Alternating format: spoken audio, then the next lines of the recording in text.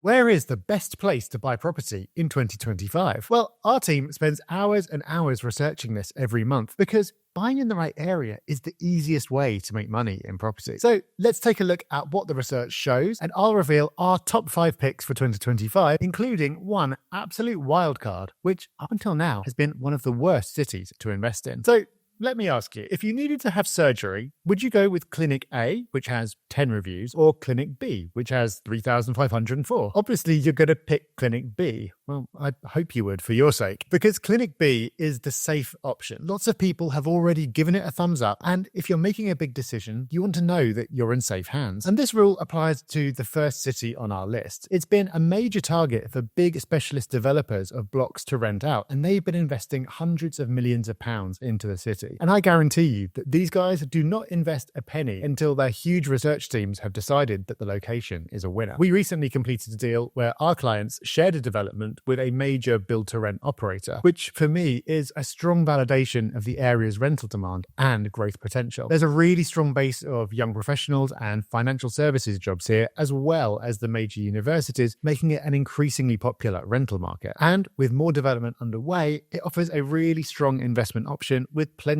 of future potential. So the first place that we'll be looking to do deals in 2025 is Leeds. City number 2 is like a bottle of good wine. It just keeps on getting better with age, so we keep on buying there. The vibrant city centre still has way more demand than supply. Again, even after years of growth, purchase prices are still pretty reasonable. So this area is ideal for investors who are looking for both immediate returns and long-term growth. If you're a regular viewer, you've probably guessed at this point that I'm talking about Manchester. But beyond just the city centre, the hotspot extends to Greater Manchester too. And we see great potential in places like Bolton, Wigan, and even Media City in Salford due to their amazing transport links into the city centre and their affordable prices. We did some great deals in Greater Manchester last year, and we're planning more of the same for 2025. By the way, if you want a more detailed breakdown of our favourite investment areas around the UK, you can download our property toolkit in the description. So over the past few years, this city has started showing signs of becoming a similar success story to Manchester. It's been growing like crazy, but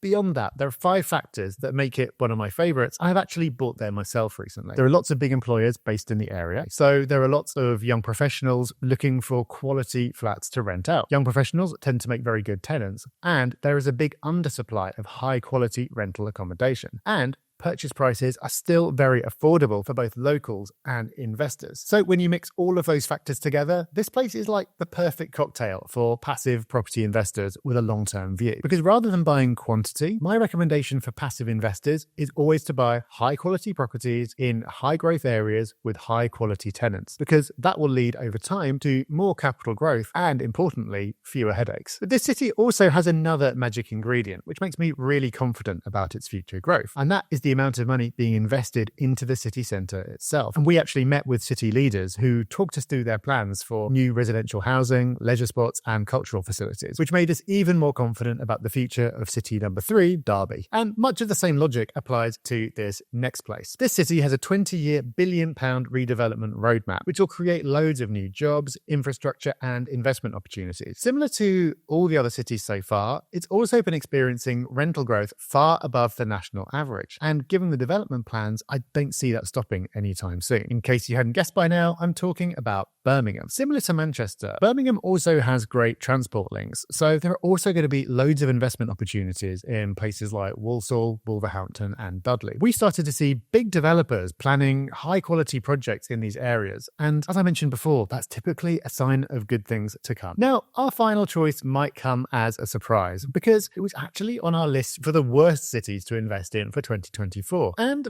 for good reason. As an investment, this city has struggled ever since 2016. That's because after the crash in 2008, prices rose so rapidly that by 2016, nobody could afford to buy there anymore. So it's been languishing near the bottom of the growth table for quite a few years because rents and prices couldn't go up until wages went up. But The beauty of this place is the long-term growth opportunity and the stability of the investment. Regardless of your short-term returns, you know that your money is going to be safe here over the long term due to the city's prestige. It is the capital, after all. Yes, I am talking about London, and we're just in the early stages of starting to get interested in buying there again for a few main reasons. First is that prices in the wider southeast and commuter areas have fallen, but London over the last 12 months has started to rise a little bit. So even though all the same factors around affordability apply in the southeast, London, because of its prestige and international appeal, is showing signs of relative strength. Also, purchase prices have barely gone up for a long time, but rents over the last couple of years have gone up significantly, meaning that suddenly yields for investors are starting to look okay again. This means that there will now be some opportunities where the short-term numbers add up and where the long-term investment case is super strong. So I'm not saying that there are great bargains to be had in London, because it is still going to be expensive. You will be able to get higher short-term returns elsewhere. But if